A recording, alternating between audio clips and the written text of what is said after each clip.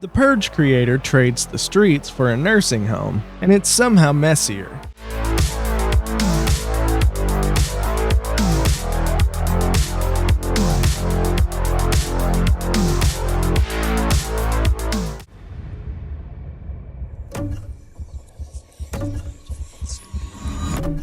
Hey man, I'm not gonna hurt you.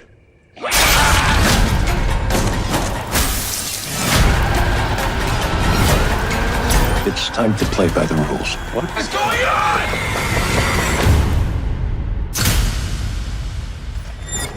Sometimes, when things are bad on the outside, we have to look on the inside.